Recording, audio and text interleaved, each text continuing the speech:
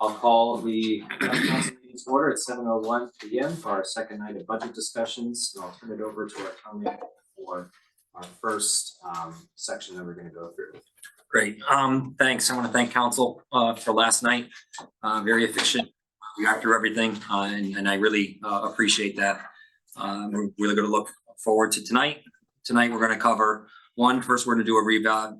Jason Lawrence, our assessor, is going to do a complete reevaluation discussion and to bring you up to speed of everything that has to do with the reevaluation that our town endured this year.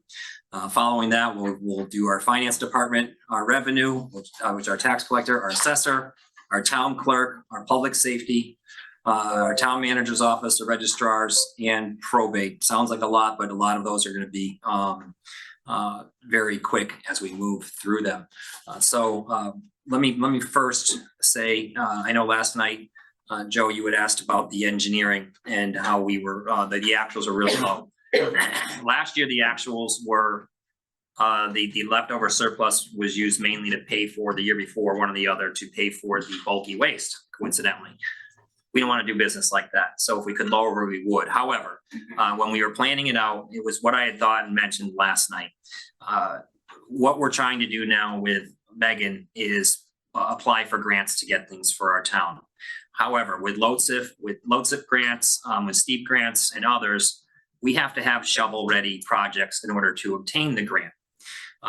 For example, connecting the green sidewalks down to our business area down there, we are not going to pay for that. But we want, if we do get a state grant to pay for it, we have to have the plans ready to go. Those plans are roughly 13,000 so far, and it'd be about 23 or so total just for the concept designs and a town meeting as well included in there. We estimate about 5,000 more for the Tolland Green. Most of the engineering's been done for that, for the green sidewalks once the litigation is over. And then we estimate about 20 grand at least for the Crandall's building, as well as the animal control building down the future. Now, everything I mentioned, those projects, all of them have some sort of grant attached to them. So it's the town, other than the Crandall's building, we're hoping to get bonding for. Right now, we believe that we hope we can get bonding, but if not, we will have to pay for that. But we have budgeted it into our capital plan for years and are prepared for it.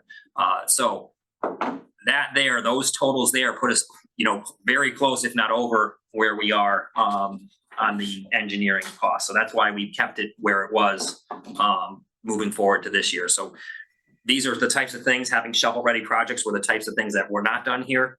And now we're trying to have those things ready to go so that we can apply for grants and hopefully get them. Good? Yep. All right. Thanks. Thank you. And so now we're gonna move into our revaluation process, and Jason Lawrence is here. He has an entire presentation. I don't know if I mentioned it last night. The revaluation is something that we did not want to do. We are required to do by the state of Connecticut. We will be doing it again in 5 years as required by the law. In 5 years, the one that we're doing will be a little bit different, more costly, a lot more involved to it. And we're gonna go out to bid to hire for it. We're preparing for that cost in our budget process. But with that, I'm gonna give you Jason Lawrence from our tax assessor here. Go ahead, Jason. Thanks. Hey. Hello, everybody. I'm Jason Lawrence, the assessor in town. I've been here for 12 years, and this was my third revaluation for the town. I'm feeling a little ill today, so I'll ask you to bear with my voice a little bit as I go through this. The previous council approved me to do the revaluation, and some of you guys are left over from that. But the last two projects prior went pretty well. So in an effort to save more money for the town, we entered into a contract again to do this reval. And I'll go into that a little bit in the PowerPoint.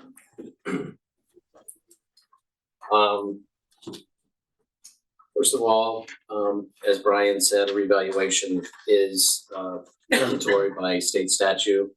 12-62B says once every 5 years you have to do a revaluation.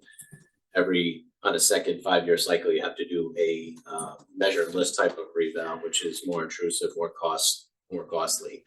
5 years ago, We did not do that. We were in the middle of COVID, and the state changed some of the laws surrounding inspections at the time. So we sent out data mailers and saved a lot of money that way. We're still able to do it in-house, but didn't have the cost of, you know, about $30 per parcel to do that. This reval was a statistical update, which means we just look at the sales, run analysis on the sales, do a field review, look at all the properties anyway, but we're not going into them unless somebody requested it or we found a need to do an inspection for whichever reason. Let's see. So some of the different methods of doing a revaluation would be to use an outside firm. When I first started here in town, I did not anticipate doing one, but my experience was 15 years of reval before I came here. And due to the high cost of that reval, Steve Werner at the time asked if I would be able to do it. And we came up with a plan that did that. Another option is the assessor with the assistance of the staff. My staff helped me out in ways through this reval, more with day-to-day job duties, so I could be out in the field and do a lot of the work. It's very time consuming. Another option is the assessor oversees the job while you have a consultant oversee them as the project goes along, which is a hybrid approach. Each other of those approaches are a little bit more expensive as you go. In 2014 and 19, those revals were able to save the town $203,000 based off of the difference between what it cost and what the bids were at the time for those jobs. So an in-house type of reval saved you a lot of money. The average cost of a statistical reval right now is $25 per parcel, which is $162,000 based on our 6,500 and change parcels. The contracted cost for this reval, which includes some court work, support from outside people that reviewed my work, was $92,000, which is a savings of about $70,000, which right now we're under that budget by $8,000. And I do have a few expenses left to go on that, but that will come in under budget as well. All told, after this third reval, the town will have saved in the area of $273,000 and change over those three revals. That savings has been tremendous because we've only had to budget up to this point minimal dollars. When I first came to town, we had probably about $250,000 in the budget waiting to be spent on a reval, and we've been able to just kind of pick away at that. And the last 5 years, we decided that $10,000 was going to be enough to help pay for this past reval. And then after this reval, it was so much work, and knowing the next one is coming up is so difficult, I just decided I wasn't going to be able to do that. And knowing that measuring and listening aspect is just too time consuming, it wasn't going to happen. So you'll see in my budget that we've added a significant amount of money over the next 5 years to help pay for that next reval.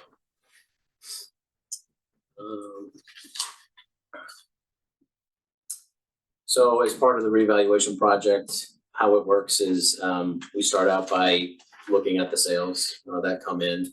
We had over 300 sales that initially we had to look at, vet, we sent letters to all those sales over a 2-year period to see where things were happening, what type of transactions were happening. We have all kinds of questions that we asked, whether it was an arm's length transaction or if anything was included in the sale that could make it a non-valid sale. So we went through all of that. As part of that, we did inspections on any of those sale properties that came back with questions or anything that needed to be clarified, because the sales make up your data. So if you don't have good sales information, the rest of your information will be bad. Following that is a full field review and table updates. So using those sales, I would update tables. I updated our outbuilding and land tables as well through the sales analysis. And also consulted with local builders to see what the cost of new construction was. So there was a lot that goes into building the tables, which is our appraisal software, which values the whole town in a mass aspect. After that process is done, the full field review happens. We go out and look at all of them. Does the sales make sense? Would that house sell for that amount based on the adjusted values?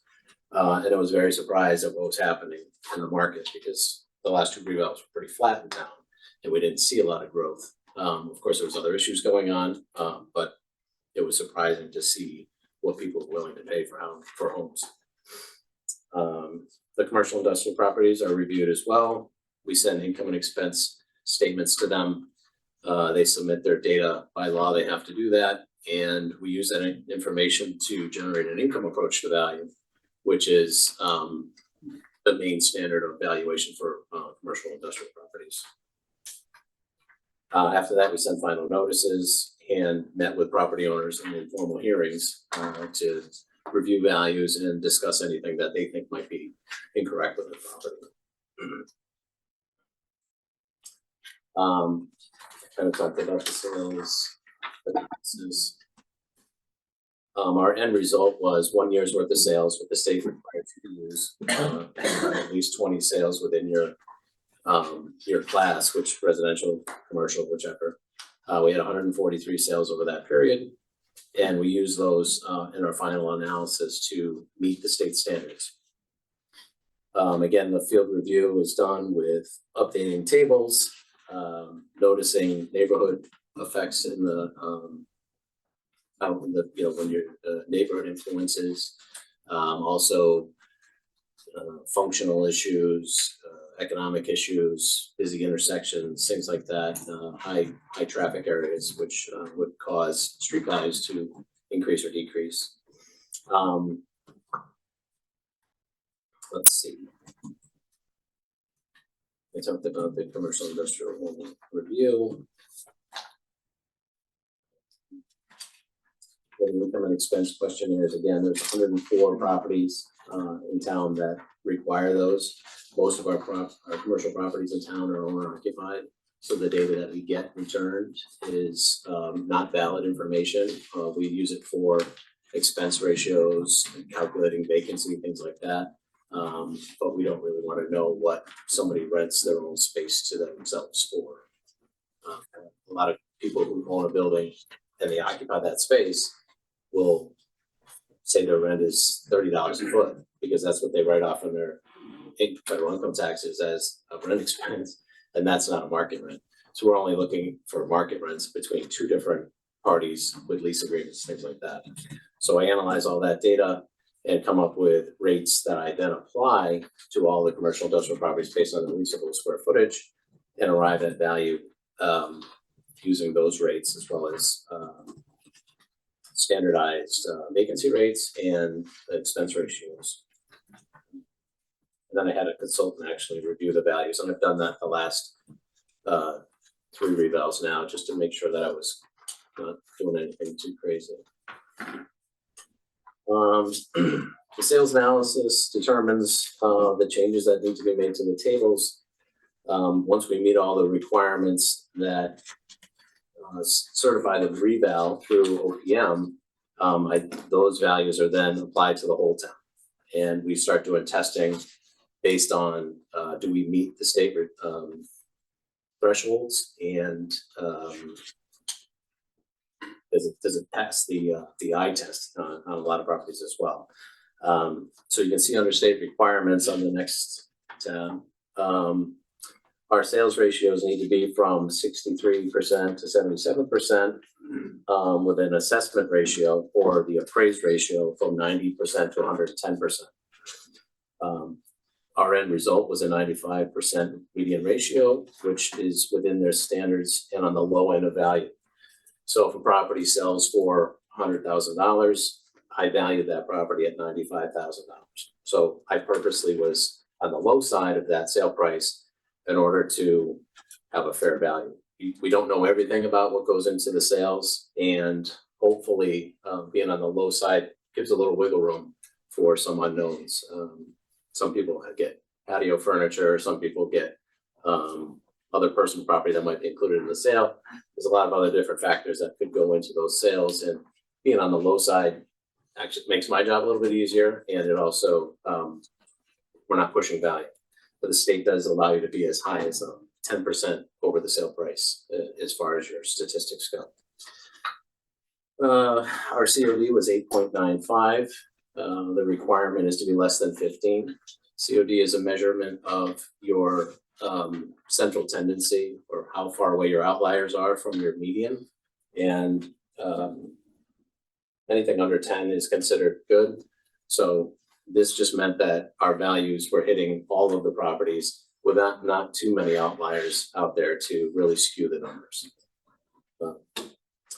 And then PRD is a measure of regressivity. Progressivity means, are your higher value properties valued too high, or your low value properties valued too low? And we came in right at 1, which is right in the middle, perfect. And then the last but not least is our unsold property test, and we're at 1.02. The range is 90.95 to 105. That's did you apply the same values to your assessed to your sale properties as your unsold? Simple as that. And you just have to fall within that 10% range. The next slide shows you the actual analysis broke down by style, which is what most people are concerned with. Where did I fall? What do these sales look like? So this is just the group, the main group of all of those sales, and you can see the ratios, median assessment to sale ratios at 95% for most of them. We had one sale of a commercial property, which means we don't need to meet the state standards for commercial properties. You have to have at least 20 sales to even do the measurement, and we have one that was a valid sale, and you can see that it sold for 700,000. I actually came in at 730 on it, based on the rest of the market. But our overall ratio there is 955, which is I mentioned on the other page. COD at 895 and our PRD at 9. There's a whole listing of these sales in my office for everybody to see. We had poster boards out during hearings so everybody could see what those sales actually look like. When you're looking at numbers on a piece of paper, it's kind of hard to envision what that house looks like at 3,000 square feet, 4,000, whatever the case is. When you look at the actual pictures of a house, it gives you a better idea of what sold for what. As part of the reval, we updated PA 490 farm, forest, and open space, and that's something that gets updated every 5 years as part of the reval, regardless. It's a state recommended number, and we use that. The only number that came from the town was open space, and we adopted open space years ago, and we follow the farm forest valuation list. So that changed at the same rate as everything else. At the end of the project, we sent out notices to all property owners on December 27th. We had a month-long worth of hearings that went all throughout January, which is why I needed an extension on the grand list. We had a total of 138 hearings, which was only 2% of the properties. And for the most part, hearings went really well. A lot of questions about what does this mean to me? Data was fine, sales was fine. Okay, my house is worth that, but what is my tax bill gonna be? At that point, obviously very hard for me to project what you guys are all trying to project as well. But with that type of increase, people wanted to know what the mill rate was gonna do. So residential properties were up 49% on average, commercial properties up 15% on average, for an overall increase of 46%. We had several commercial hearings, probably only 3 or 4 though. Wasn't too bad there. So this last page just says our list went up 36.5% based on the increases on real estate, decreases to motor vehicle, and a slight increase on personal property. Based on our old mill rate of 37.77, it would have to come down that 36.5% to obviously make no change in the tax bill at all. But what we have here is a shift of tax burden, and because commercial only increased a slight amount, that burden is now shifted to residential property, so it increased significantly. That's it for the revaluation and what the end result was. I'm happy to answer any questions about that. So clarifying question, to Brian, Yolita, and Jason. If residents, or sorry, councilors have questions about, say, different tax programs, or revenue more broadly, I'm assuming they should save those questions to the revenue section rather than the assessment portion. Just want to make sure that we're using our time efficiently and have the right people to ask those questions. If you have questions about tax programs, I'm just thinking about some of the questions you had, Joe, about like veterans and senior programs. No, I'm not gonna answer that. Go. Now. Oh, now. Yeah, so I thought it was, so.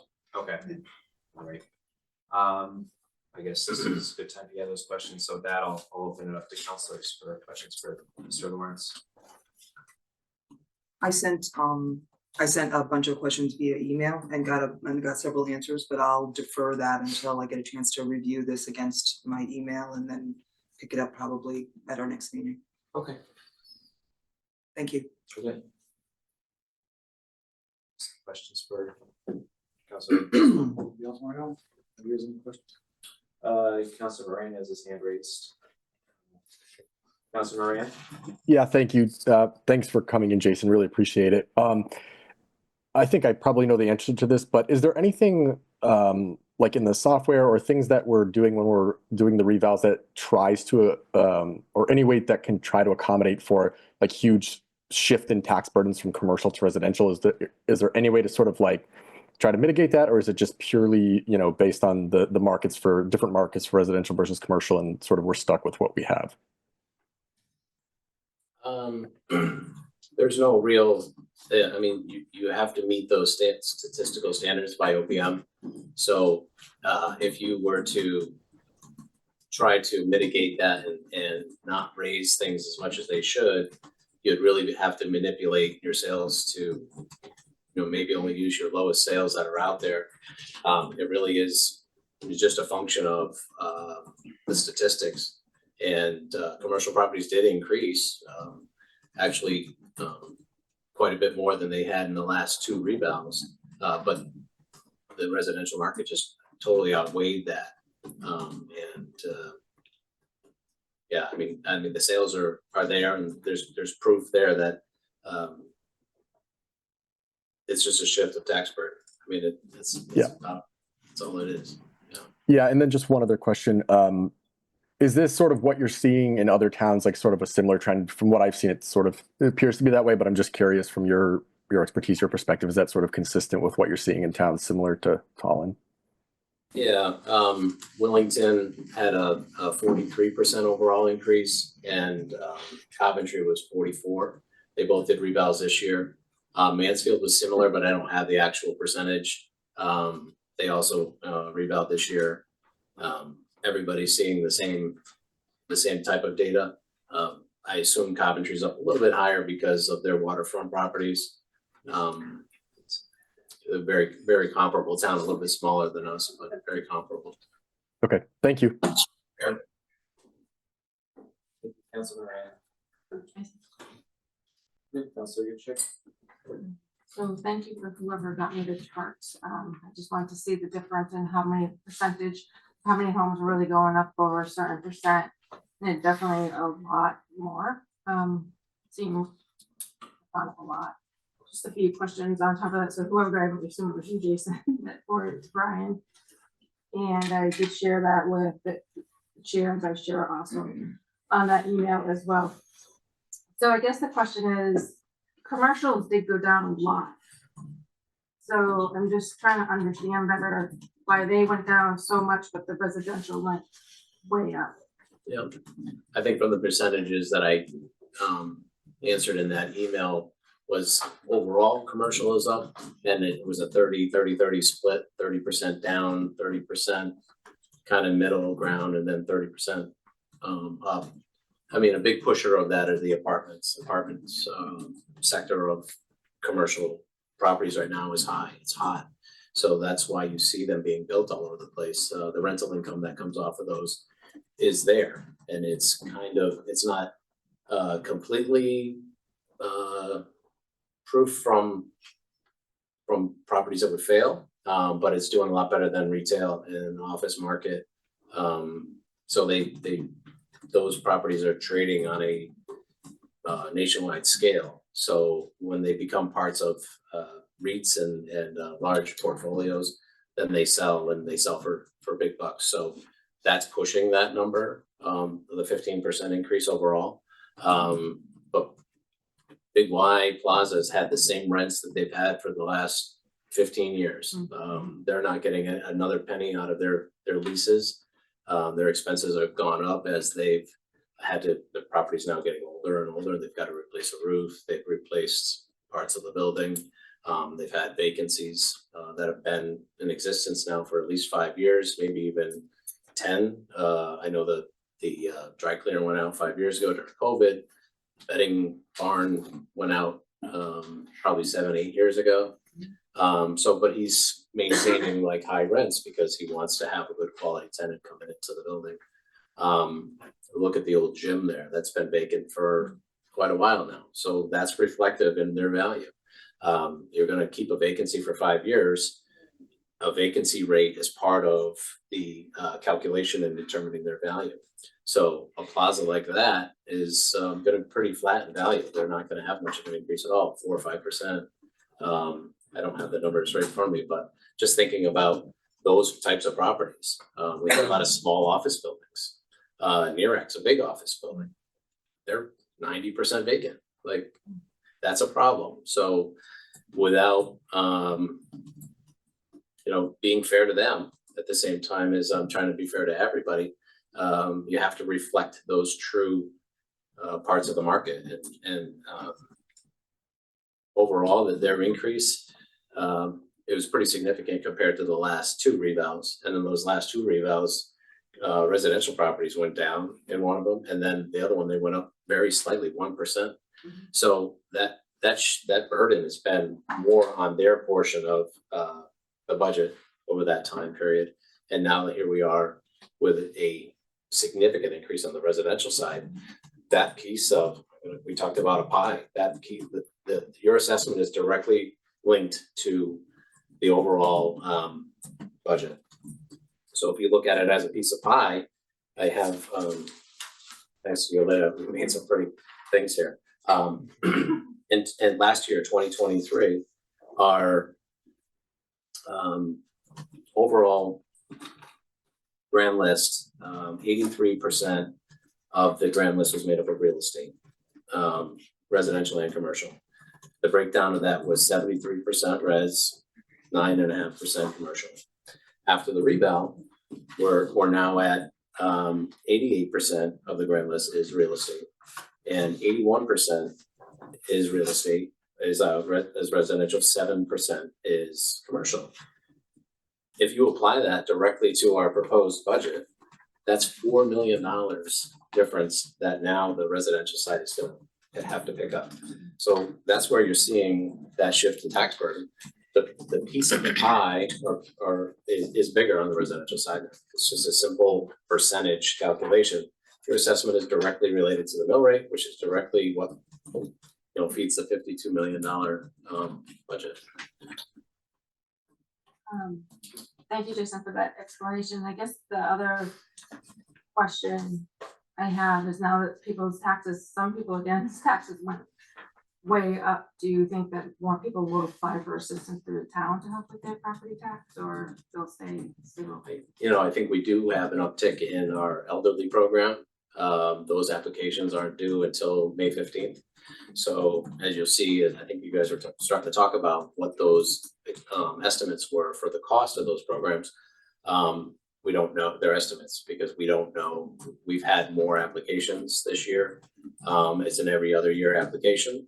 But it, you know, it doesn't close till May 15th, so they still have time for more people to come in. And I would say in the last few days, we've had, you know, a couple each day. And it does usually pick up towards the end as people finish their tax returns and they get the information that we need for their applications. I guess I have one other question. So you do the hearings for the people that are concerned about their property. Has anybody won their appeal on that, or just, I know you said mostly it was informational. Yeah, do you remember how much? I don't exactly recall the number of adjustments, but yeah, I mean, probably 75% of the people that came in for appeals, I made some type of adjustment on. A lot of it was good information. This is a mass appraisal. It's not meant to be perfect, but some people will come in and let you know about all kinds of things that you just don't know about by looking at a house from the outside. A lot of people's houses look great from the outside. You get inside and it's a different story, or they've got finished basement that's been there since the 70s and really doesn't contribute value anymore. So I'd go do an inspection and make an adjustment for that. So that's why I've always told everybody, come to an informal hearing, because this is your chance for me to make an adjustment without having to go through a board of appeals or go through the process of a lawsuit or something, you know, to get your way. So yeah, I made quite a few adjustments, and that's part of the process, you know. Now, would that amount affect the budget though? That's already been figured out. That's already been figured out. That happens before we finalize the grant list. Jacob, that's all. Some good check. Any other questions from counselors? Just a quick question about your comment about the $4 million shift from commercial to residential. Is that 4 million taxes or just valuation Taxes. taxes? It's a 7.5% difference between the burden from last year to this year, and that 7.5% of 52 million is your 4 million. Yeah, I was just gonna ask you if you knew the percentage, because, you know, very informal survey. People are basically saying they're seeing an increase in their taxes anywhere from 7 to 15%, based on the revised mill rate. So this is a good number actually to understand why that's actually happening. And your discussion about the reason for the commercial valuations kind of really not moving very much makes a lot of sense when you consider the fact that, you know, they haven't increased their rent in several years. There's still a lot of vacancies in town, so definitely a concern.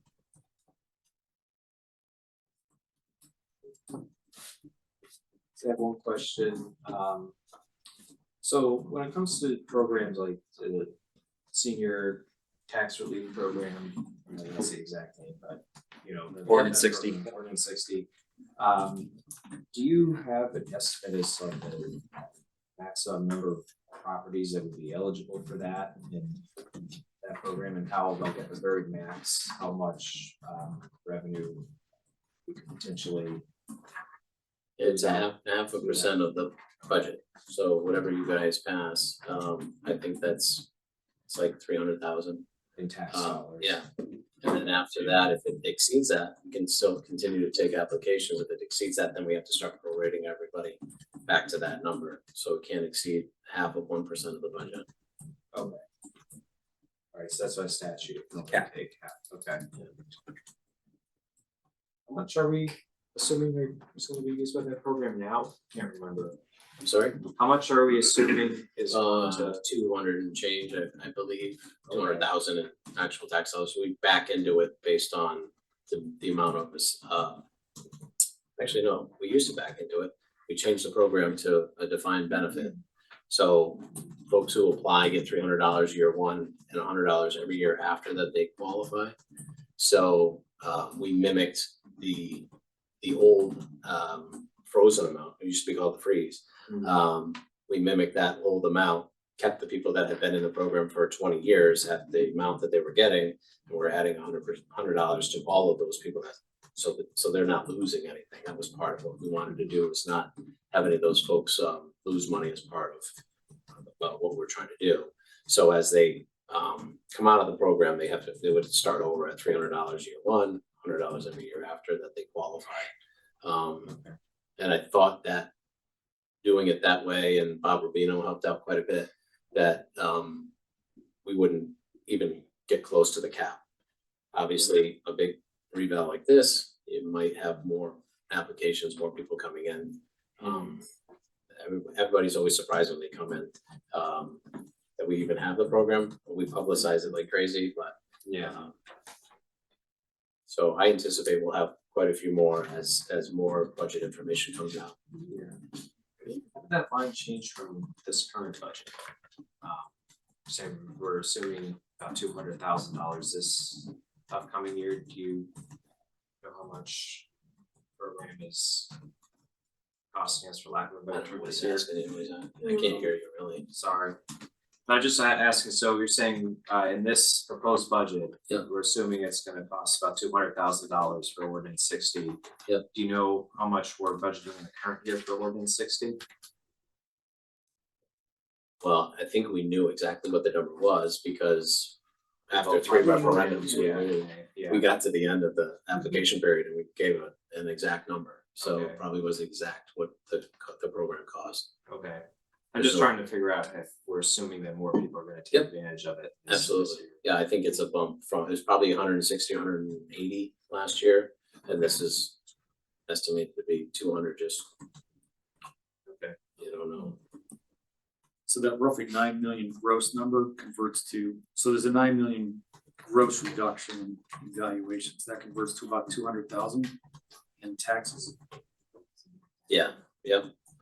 That's probably both of the programs. That includes the circuit breaker as well, which is the state fund program.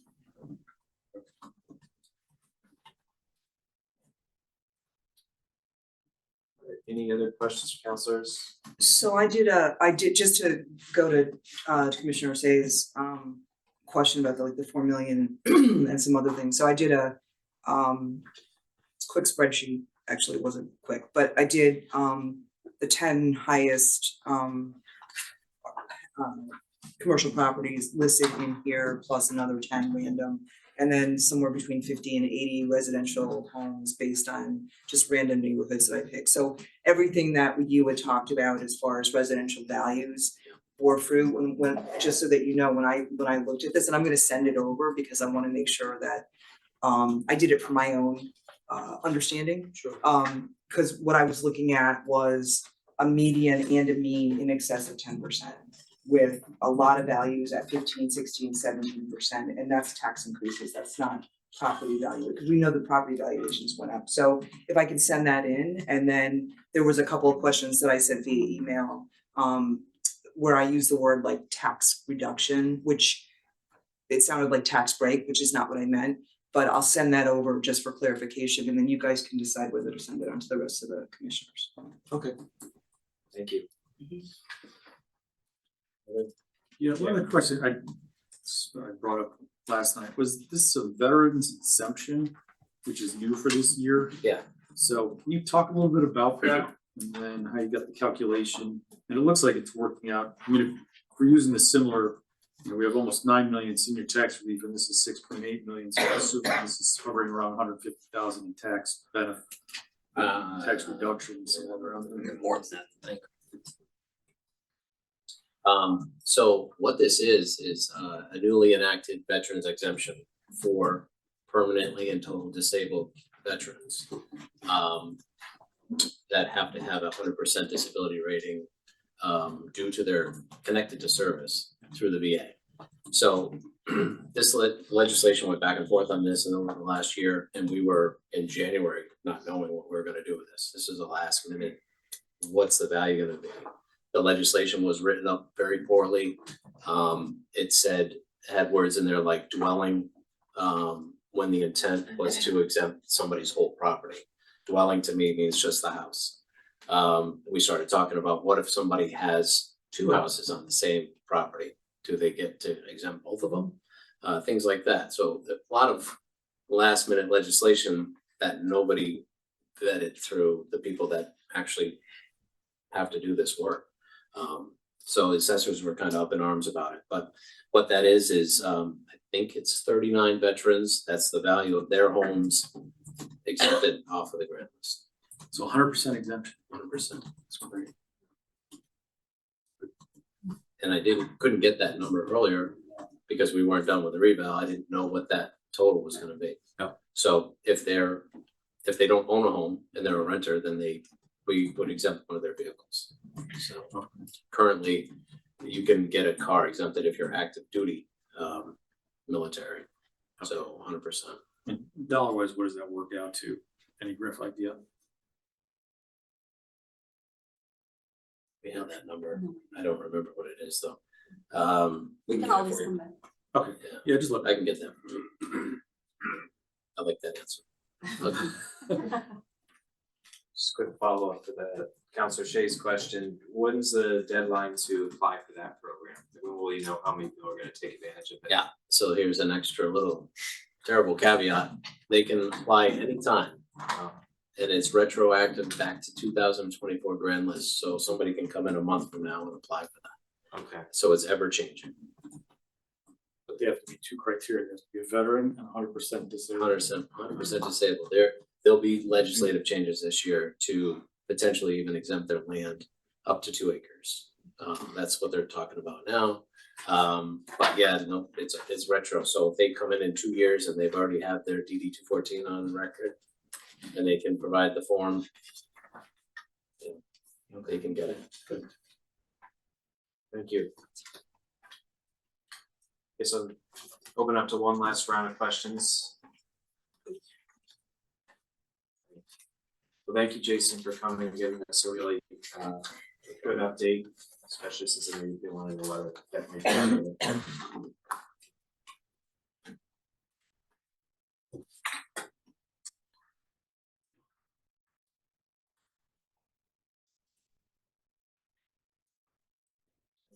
Brian? Thank you, Chair.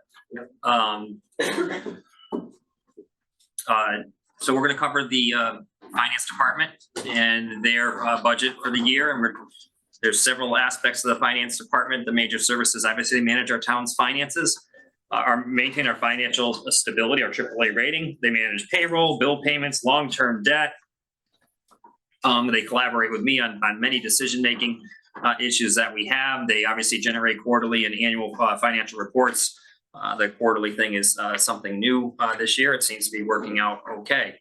The overall number for the finance department is $409,021, the budget, and that is an increase of $5,427 compared to fiscal year last year. Largely, that is payroll of the 5,400. 4,600 is payroll due to council approved raises, negotiated salaries for union and non-union persons. The professional services budget line item went up to just over $2,000 due to contractual obligations associated with annual financial software maintenance agreements. Moving on, our independent public audit, our yearly audit, CLA, is done by CLA. It's a positive audit. A positive audit is beneficial to our maintaining our AAA bond rating. And we've obviously, since at least I've been here, always had a positive audit and maintain our AAA bond rating. The town council, appoints a certified public accountant, again, CLA, or a firm or independent public accountants. They audit the books and the accounts of the town of Tolland. They follow generally accepted accounting standards and adhere to the financial audit standards as outlined by the general auditing standards issued by the Comptroller General of the United States. The budget proposed for that is $37,500, no change from last year. And as you can see, that is a flat charge. We get what we pay for, basically. We bill out what we pay, we budget. The budget is the $37,500 is 50% of the audit. The other half is paid for by the Board of Ed. They go through, they're under the same audit standards that we are. Okay, miscellaneous support services. They provide funding for services and equipment that enhance communication administration with the organizations. Provide funding for central office equipment and maintenance, copiers, postage machines, etc. Maintenance and fuel costs for our shared vehicles. Provide financial support for mailing needs. General office supplies, etc., and to ensure efficient workflow. I'm proposing $63,790. That is a $7,500 decrease. The purpose again of administrative services is a program to provide funding and services for equipment. That number is coming down a good amount this year, so we're happy about that. Information technologies, obviously we share IT, we share our IT services with the town of South Windsor. Everything we do, we have an IT employee for 19 and a half hours a week. We also have Noreen here as well. She gets a stipend for IT to assist on the IC side, and together they are very, very, very helpful for us. If we had to hire an actual IT person 40 hours a week plus benefits, it would cost certainly a lot more than we are paying at this point. Noreen also maintains a lot of our IT security as well. So and works with South Windsor on all of that. South Windsor's been working with Megan Massa, our grants person, on different technology needs when we try to apply for a grant successfully we have in the past. And so proposing for IT, we are proposing $231,379. That's up $30,000. So the reason for the major reason for the upgrade or the raise in budget is $26,000 for Office 365. Our current Office, Microsoft 2016, is expiring. And if you have any questions in regards to that, we have both Yolita and Noreen can help answer any questions with that. Also under the finance department is revenue services. Aaron Bartlett's here if you have any questions regarding that. That's our tax collector office. Statutory requirements. We operate in accordance with Connecticut general statutes, are responsible for billing, collecting, processing, depositing, and accounting for all our property taxes. They're our central repository for revenue for all town departments. They handle all our billing, they enforce payments and delinquent taxes, and maintain accurate collection records and controls. Aaron Bartlett has done an excellent job on picking up on some deficiencies from previous staff and really brought the whole staff in there professionalized and up to speed in what we need from a tax collector office. I'm proposing $191,327. That's a $2,900 increase, all mostly related to service contracts. Assessment services, again, we just had Jason, that's his office. Obviously, they do the revaluation, but they do all our assessor needs and maintain, their objective is to evenly distribute the tax burden in a fair and equitable manner. They value business properties, motor vehicles annually, process, as we discussed, the veterans and the Ordinance 60 as well. For his office, as Jason and two other employees, I'm proposing $346,000 roughly, and that is up $32,000. The $29,000 increase is in the reval costs that we discussed yesterday. So that is the main bulk of the increase there. Again, required by law. We went into much detail tonight. We're going to likely have to hire an outside firm to do that. Board of Assessment and Appeals, we have it's a $600 budget for them for clerking, advertising, and training. We can answer any questions you have on that. So that is our entire finance department. If you have any questions, again, we have several people here on staff to answer any questions. Yolita and Jason, as you know, are here. Noreen and Aaron Bartlett are here as well. And I think that's it from our finance side. All right, thank you, Brian. I'll open up to the floor for questions.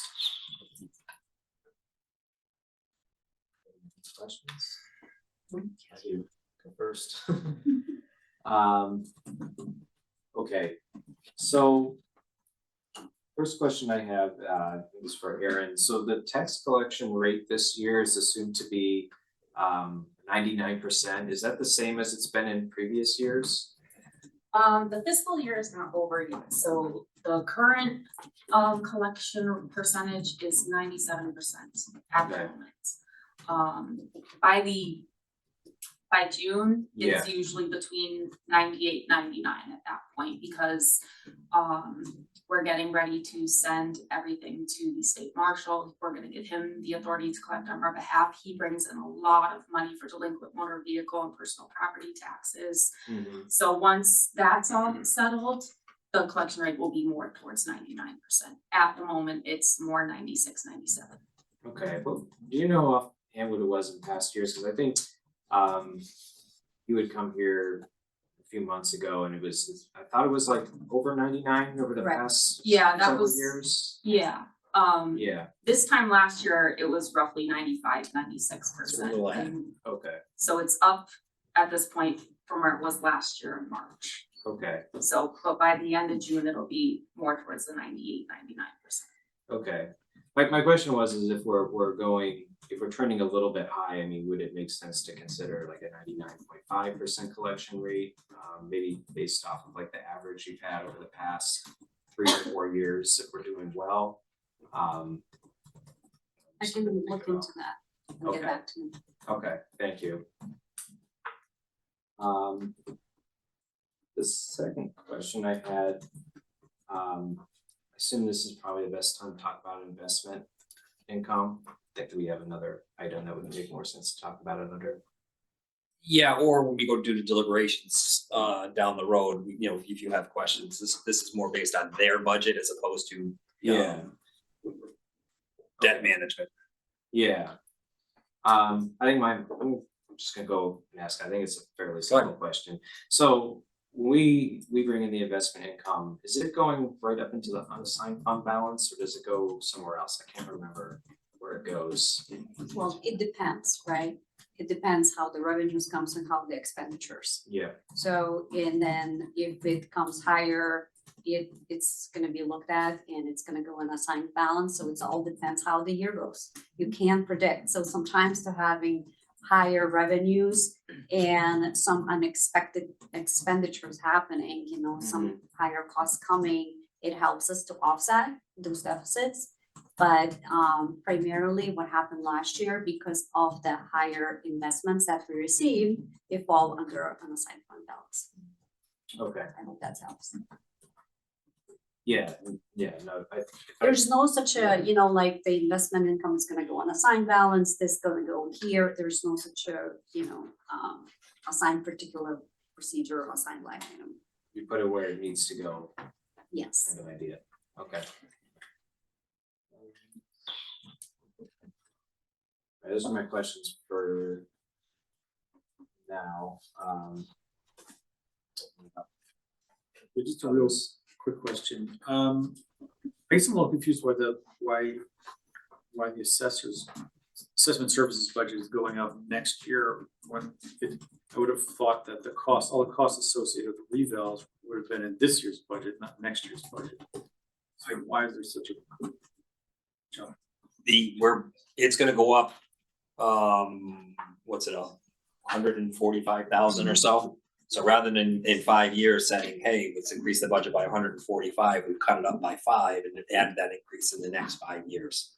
So that we go to do the reval, so it's less of an impact. Does that make sense? Well, not really, because you're not putting it into a savings account. You're showing this as a current year expenditure, so why would we not just put it in the year that it's going to incur? Go ahead. So what we do budget it every year for 29,000. And in that year, we transfer the special fund that for evaluation. So we kind of So it is saving. going into a savings account. Yes, yes, we do transfer it. So we don't get hit with the full expense in one fiscal year. I think it makes more sense doing that, but we'll take any. Yeah, no, that makes sense. So is that like in a fund? I mean, do we have like a fund Fund that's number? listed somewhere in Yes. here where that money's actually going? She knows it. Oh, wow. Yes, we do.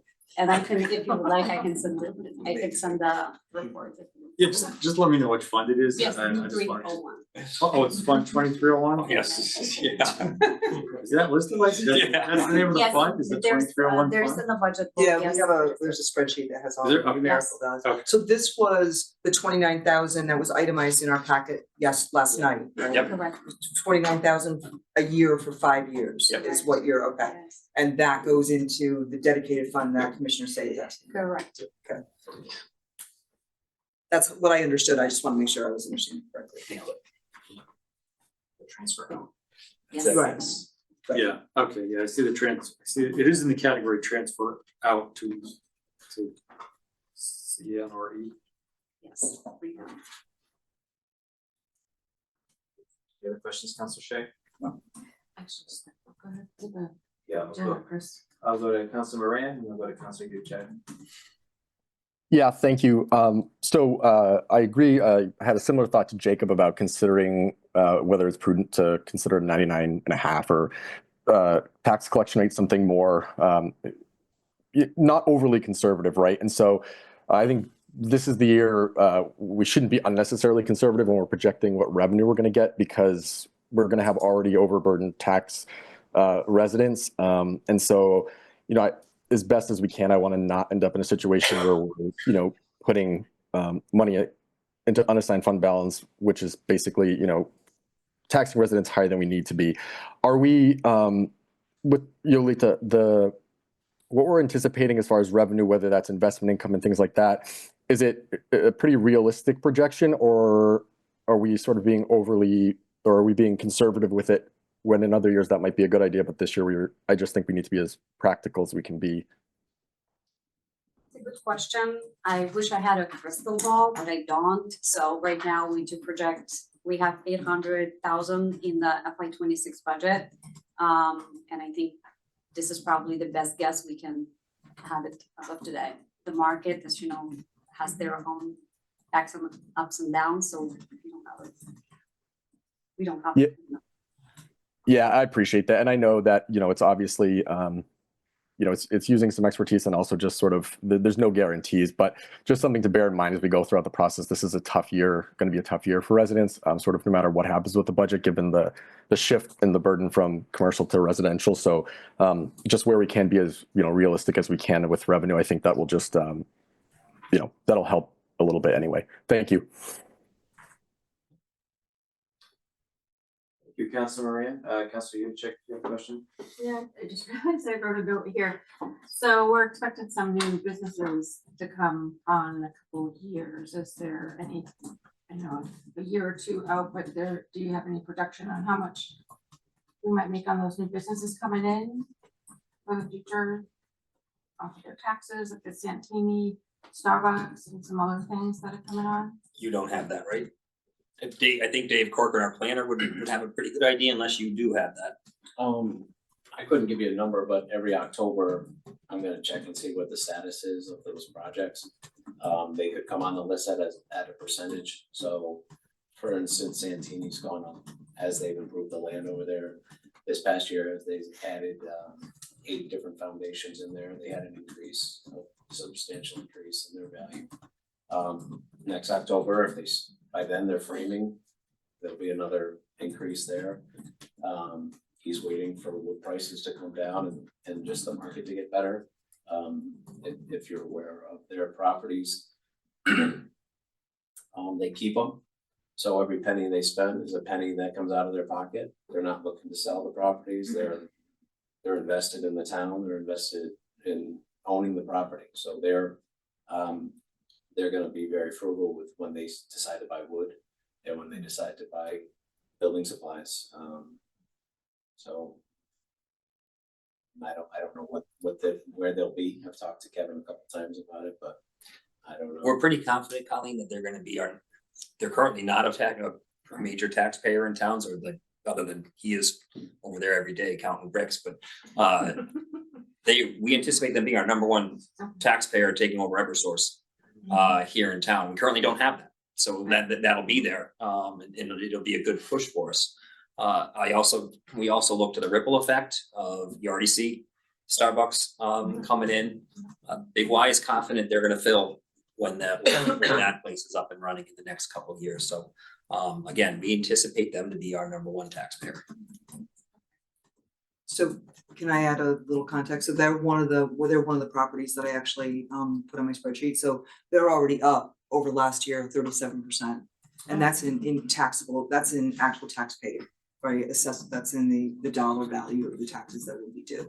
So the effect of that construction is already being felt. Great, thank you, Jason. Thank you. Any other questions from counselors? I'll do with one more. On the miscellaneous services budget, I see that's decreasing, but I still also see the actuals are quite a bit lower than what was budgeted year over year, like the last full year is 48,000 and the budget was 64,000. So I'm just curious why that line tends to be over by a decent amount. Happy to answer. Okay. Go ahead. Yep. So if you look at the table that you're probably looking on that page, in this year, we did budget it under other equipments, 10,500. So I think that's the big, huge difference, when you compare to actuals with the prior year. And we are planning to buy 2 printers, one a bigger one, which is up to $8,000, and one a smaller desk printer for library, one from the fire department. So that's why you see this, it's amount. Okay. Thank you. Are those printers, since you mentioned, are they replacing existing units? Correct, we have all the ones that we need to replace it. Thank you. Any other questions from counselors up for our revenue and finance sections tonight?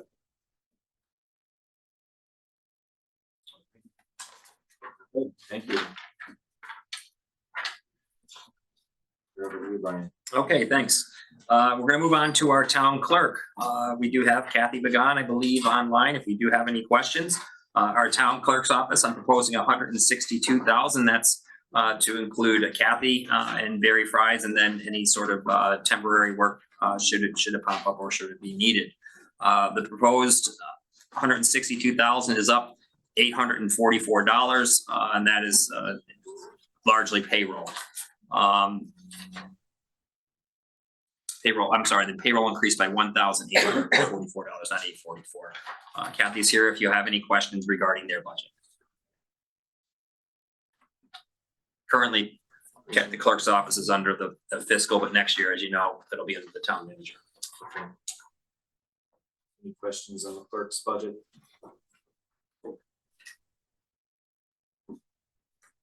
It seems pretty line on line. The revenue was down, if you remember that, Yeah. on that, so just based on trends. Yep.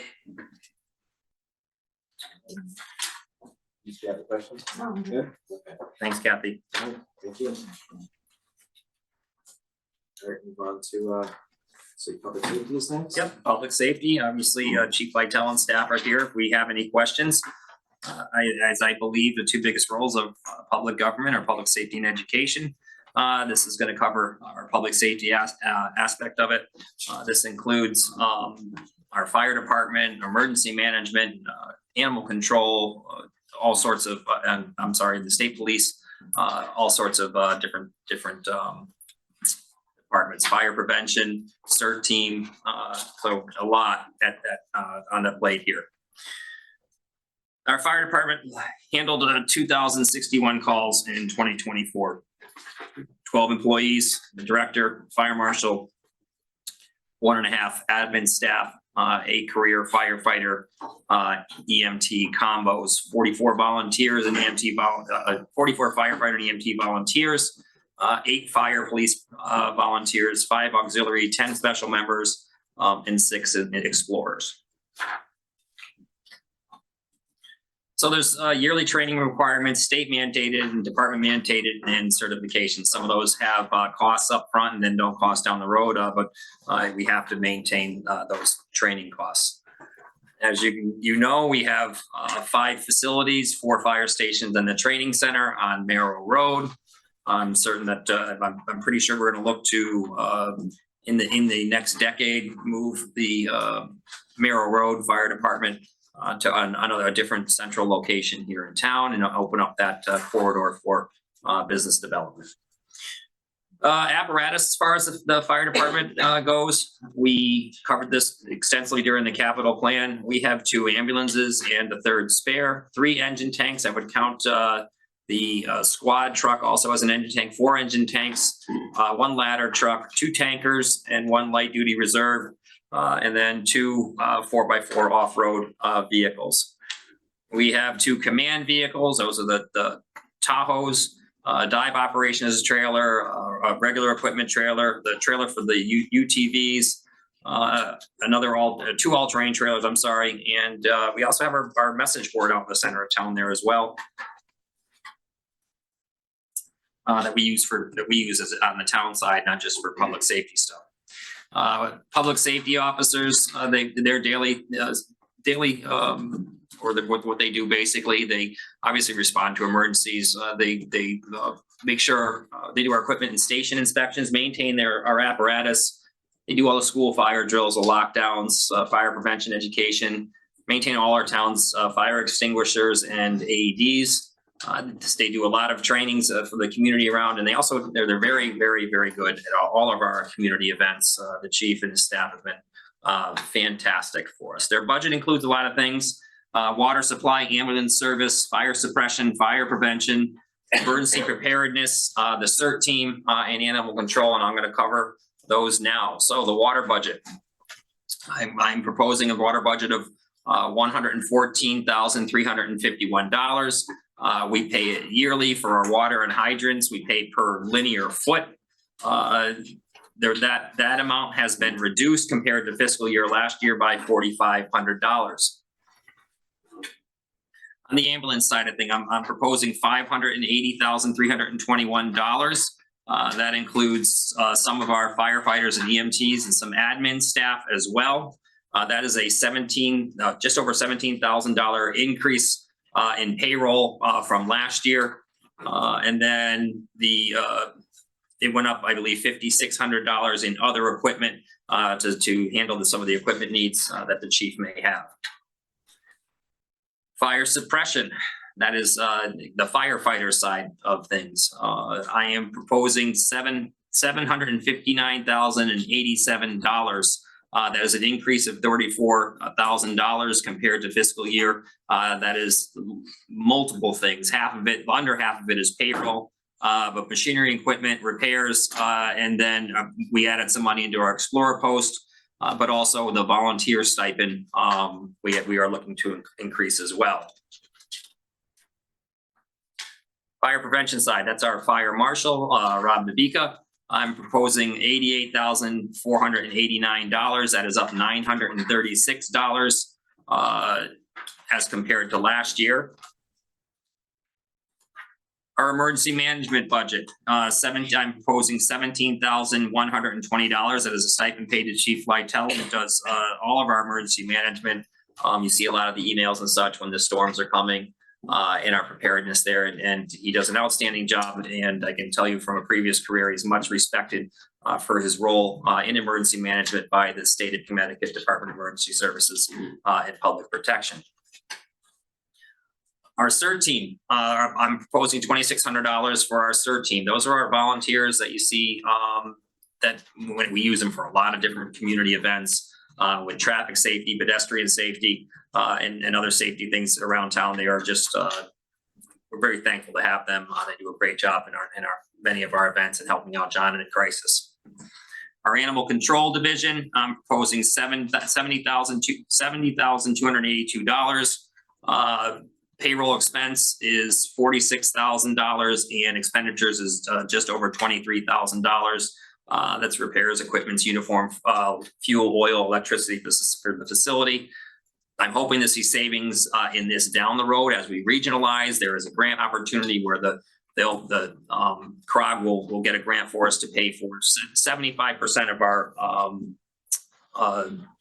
salary for animal control for the first year, 50 the next year, and 25% the third year as an incentive to regionalize. So we're moving quickly towards trying to get that done and also build the facility at the same time.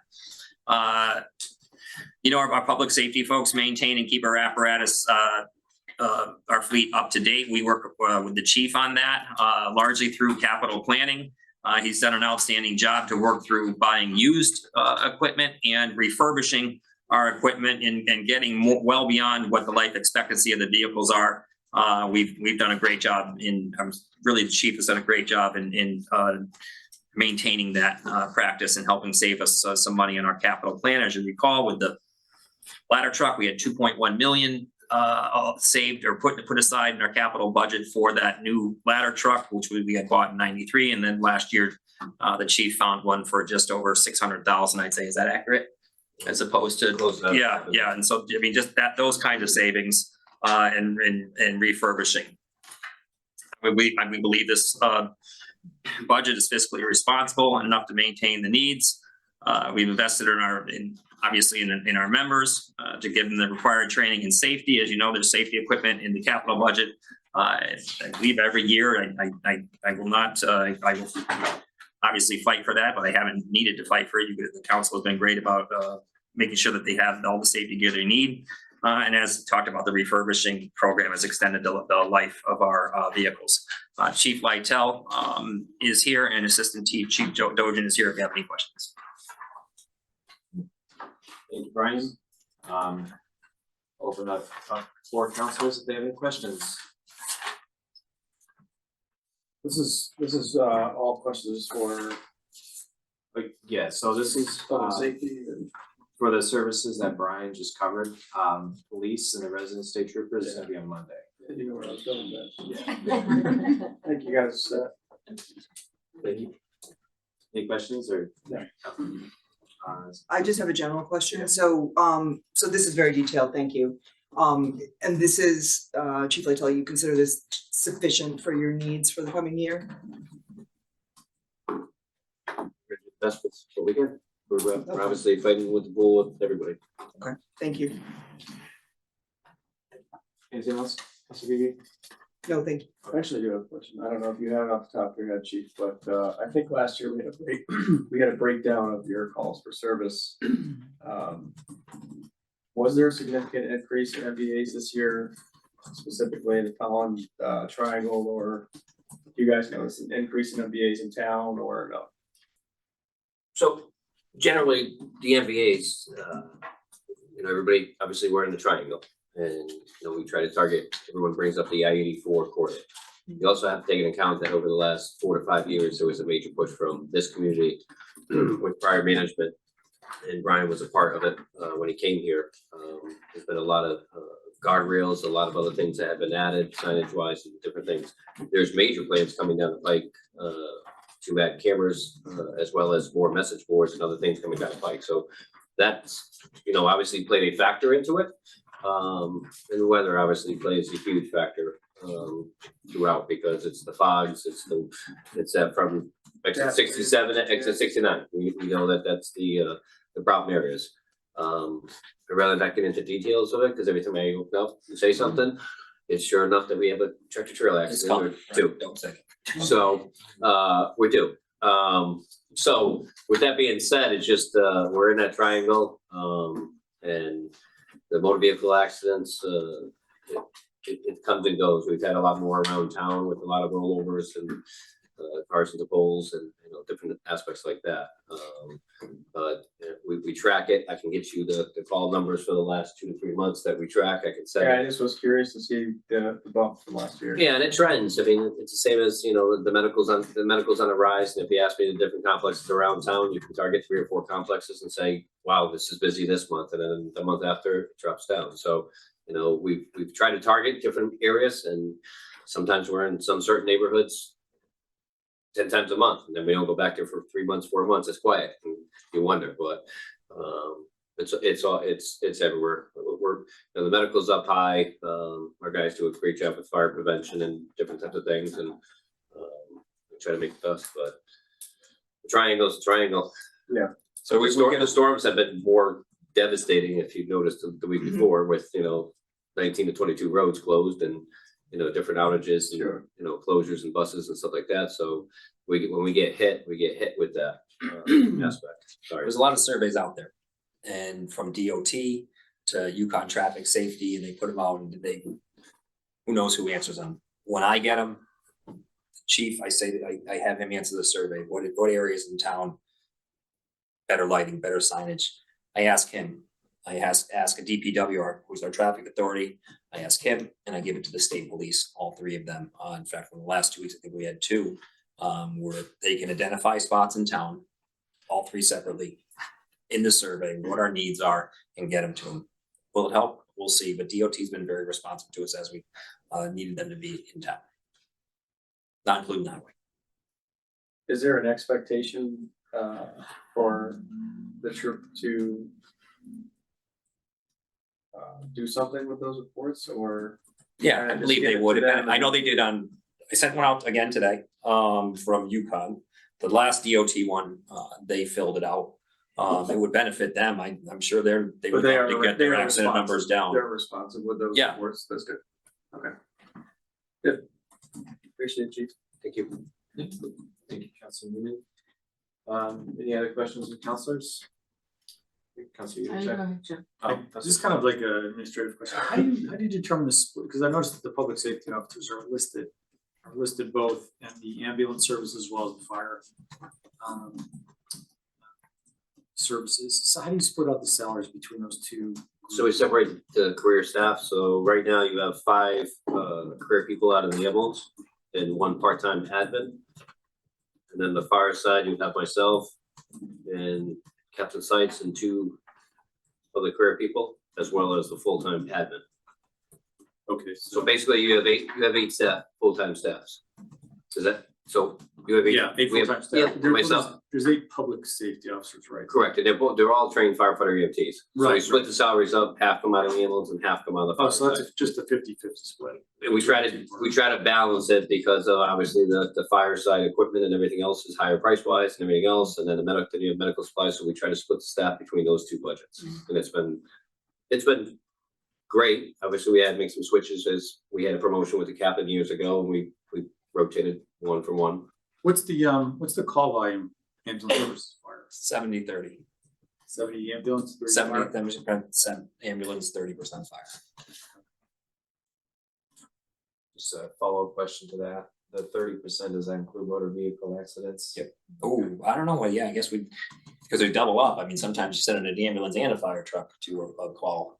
And that's one of the things when you look at your call volumes, you look at, it's an accident, but then it's an accident with an extrication. So it takes both the fire side, both the ambulance side. So, your ambulance sides are high, but obviously that's 2 staff members compared to a fire side where you need twice the amount of manpower. Okay. So you get a car accident that with an extrication on Yeah. fire, it's hard to run that first aspect of putting the fire out, extricate, Yeah, and then try to transfer staff to transport. nice. Statistically, it kind of crosses both. Yep. lines. Throw some hazmat in there with the Yeah, oil spills. hazmat stuff.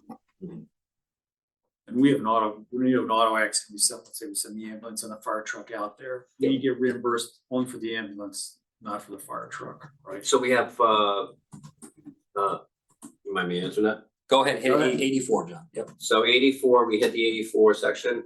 If it's a transport, obviously that's a medical transport by state statute, medical wise, we bill out for the ambulance patient. Yep. And on the fire side, we put in for reimbursement back to the state of Connecticut. Okay. And they give a small stipend back that comes back in. That money goes back into the ambulance and rescue recovery fund.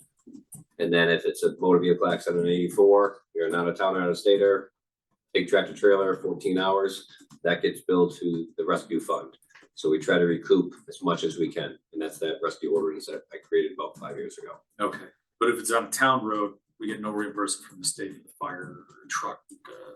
No, the only reimbursement that we have is the town ordinance that we created, that we can go back if it was an out of towner with a cracked pole or, Yep. that type of stuff. He has some discretion.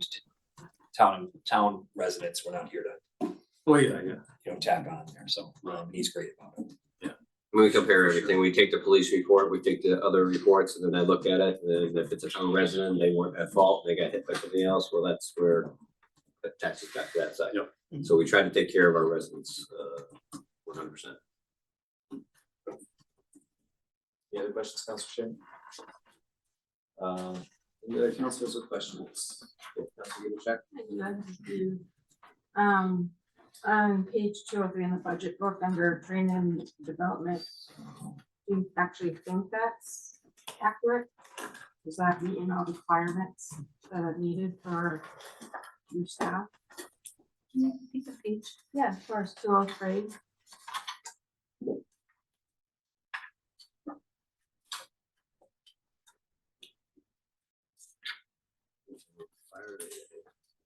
Just under, ambulance.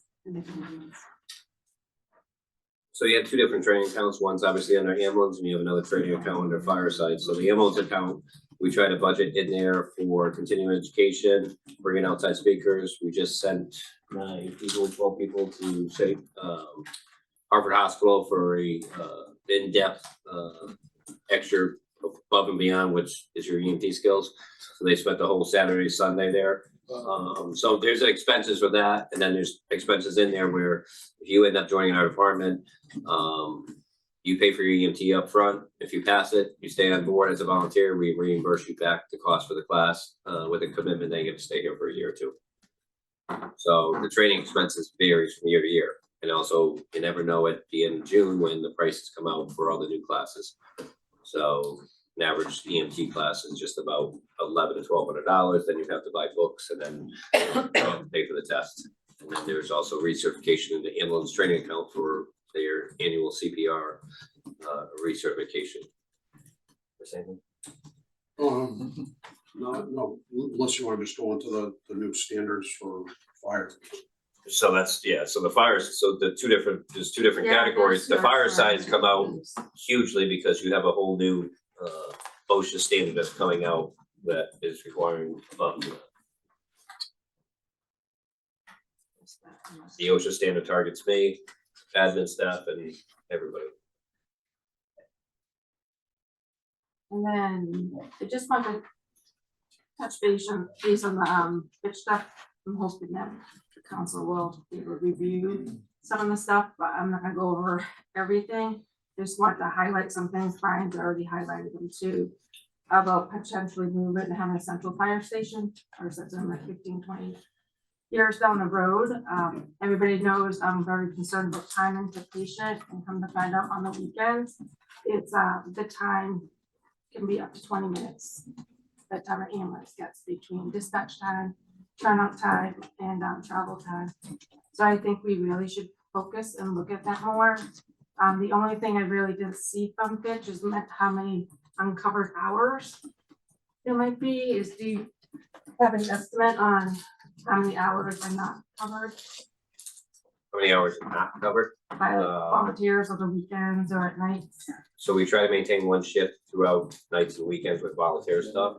And as soon as that ambulance goes out, depending, especially if they go to Hartford Hospital, St. Francis, you're talking a 2.5 hour time frame, returning time frame. So it depends on the standard. A lot of other services close to us, they only run one career staffing at nighttime, and that's where your staffing might be jumping to that town. And we share it. So, Right. you know, this town comes over here, when that, our town's over, so it's, everyone's fighting for that time frame. Okay, I was just wondering if there was a lot. We put an ambulance staffing on, it's when we put out at nighttime, we try to put a duty officer and a tech on Okay, from like 6 p.m. to 6 a.m.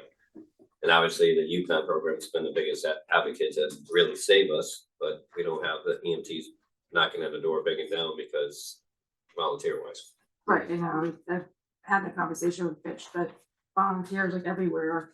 just Every time, it's Everywhere and every similar to what I said a couple of similar, years, anything what it is. similar if to what I it's said a couple of years coaches ago, or was Summit, whatever. Yeah. Summit 2025, that was the national standard that was coming out, that was gonna affect all the fire Mhm. departments around here. Just everything in general too. The other thing that they did say is that 3 ambulances are required, especially how we have this station set up now with the 4, the 2 on right here on the main one in Crystal Lake. So I'm glad that we do have 3. He said that although 3 ambulances should be staffed. So, and possibly a 4th as a backup as well, and also a paid assistant fire chief. Again, some of these are long-term goals, but these are some of the things you will be seeing.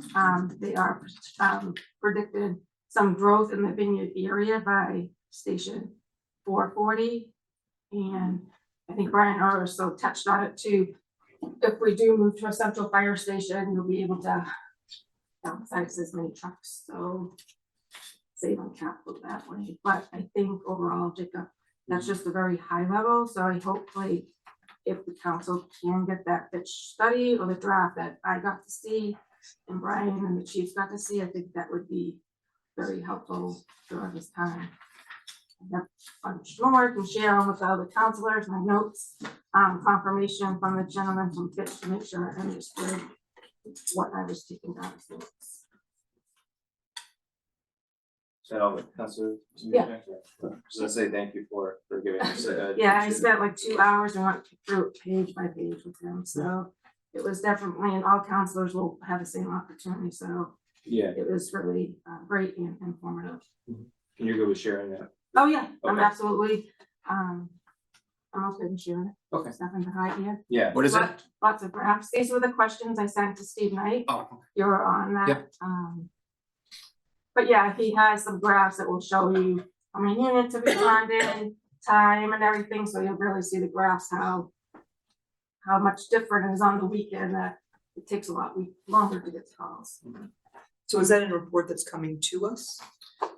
So when the study was done. Yep. Steve Knight, who was the project lead on it, Yeah. had offered to meet with counselors. Counselor Udacek had taken him up on that opportunity. Okay, That's where those notes come from, which is what I Okay. wanted to share. Yeah. There is a full report though, that the whole council will get, somewhat near future. okay, we talked about that last Yes, night, right? Okay, correct, yeah, correct. And okay, then, I'm good. Yeah, they'll also be here to do a presentation. Okay, thanks. I don't know if we're on the presentation for the Yep. budget, but. I assumed that's what that was, I just wanted to No, make sure. good question.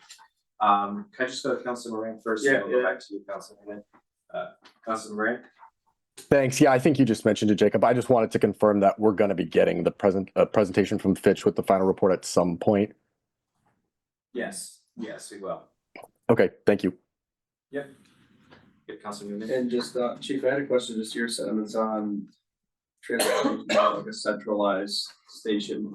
Would you say I think it's Plains, the station up, past the vineyards, the least used station? Or they kind of all serve their niche? Obviously, you guys work a lot out of Crystal Lake and the main here, but. Yeah, so the Plains Road one, is a satellite station. It would be Station 340 on Garen Road and Station 440 on Plains Roads. They were built as satellite stations, for ISO ratings to manipulate as well as backup stuff. So call volume wise, that is one of the, lowest, stations, that you will probably end up seeing in the report as well. So it is one of the lower stations. Would those kind of dissolve and mothball those two stations, 340 and 440, if we were to do centralized, or those would stay? his exact words to me were, don't spend another penny investing in infrastructure on the distal stations. Okay, If they need repairs, keep them going as long as the town needs them. We have them, we can maintain them. okay, Minimal apparatus, they're great for the volunteers. We all concur with that. We need those distal stations. But we should be investing in a central location, really the main firehouse to set it out. Not staff 24 hours with firefighters, but EMTs. We can save money if we staff with more EMTs long term. Right now, we're paying firefighters and EMTs. It's an expensive employee. If we lower that number of firefighters and increase the number of EMTs, we can stretch out 24/7 conceptually. Again, we can talk to the guy from Fitch about that. So that's, right now we have 70% of our calls are just EMTs, so things to talk about down the road, but nothing, again, we said everything what they're doing right now is fine and a good job, so we'll look to as populations go up, needs go up, we'll certainly want to do that. And there's a benefit for the town to go to a central fire station. One, we can get that land down there onto our tax rolls where the training center is and the firehouse is. And two, we can likely lighten the apparatus load and have a central located firehouse here. And then just to add to Brian and Chief Vitel's comments, I think Chief Vitel kind of touched on it, but those distal stations are really important for our like homeowners insurance rates. It's not likely that we would lose any homeowner if we got rid of those stations. Our homeowners rates would not be affected Okay. by that.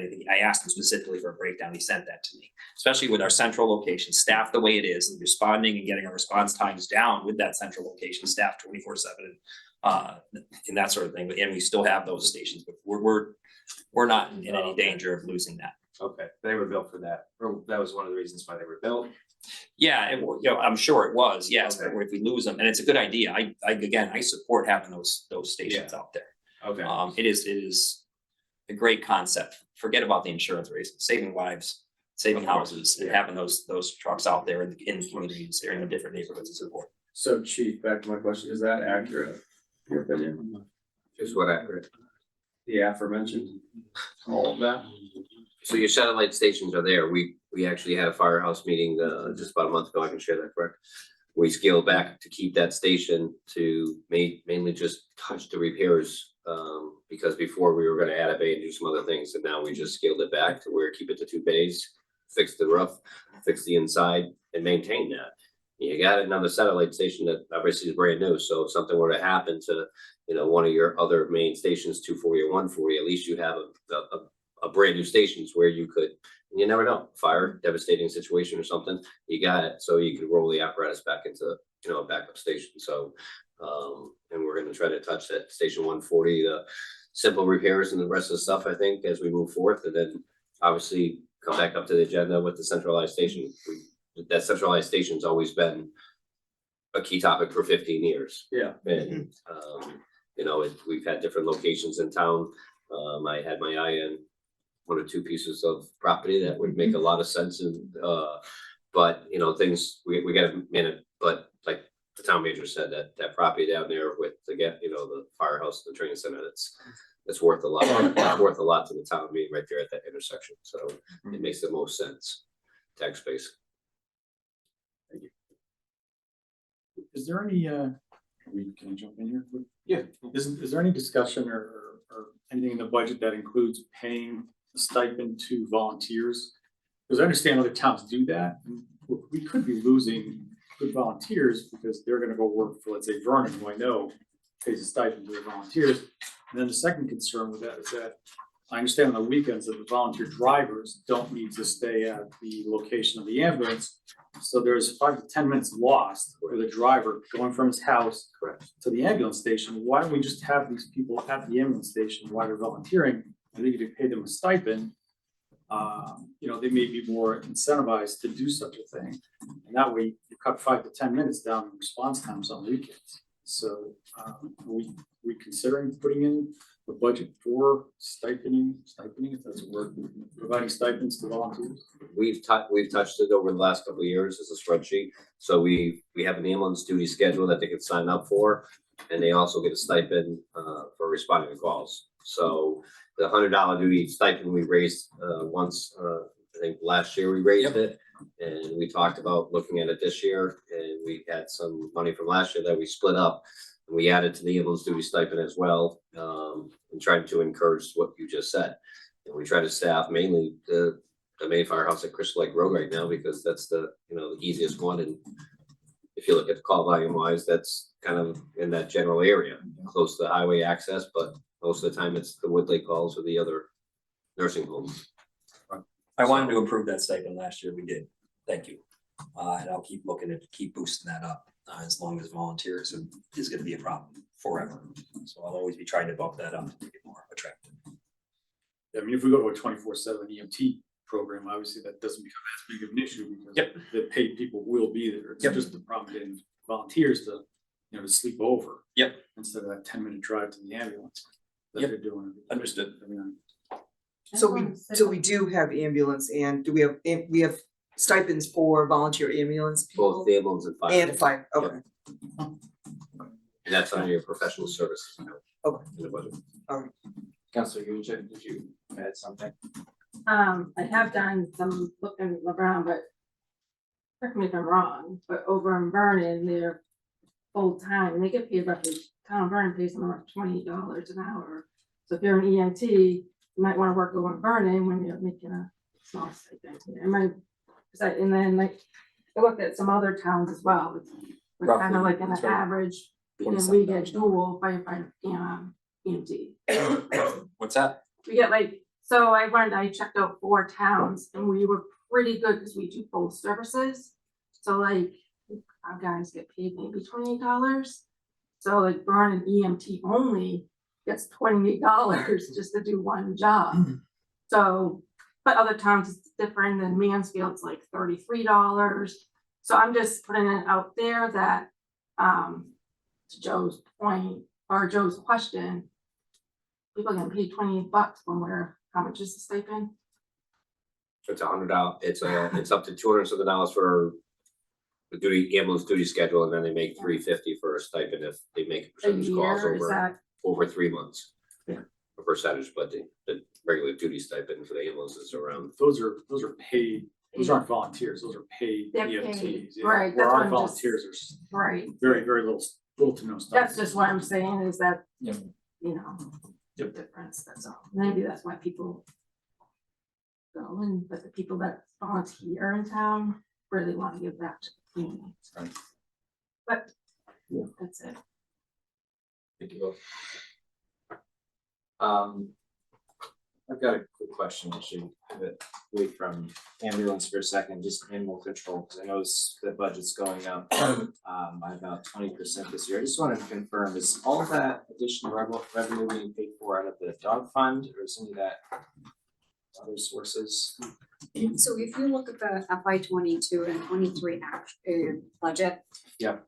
You will see the transfer out 69, 67, 70,000 and 71,000, right? Yeah. So what we did this year, we kind of lined up with the same dollar amount, and this is gonna be transferred out to dog fund to keep the dog fund operations.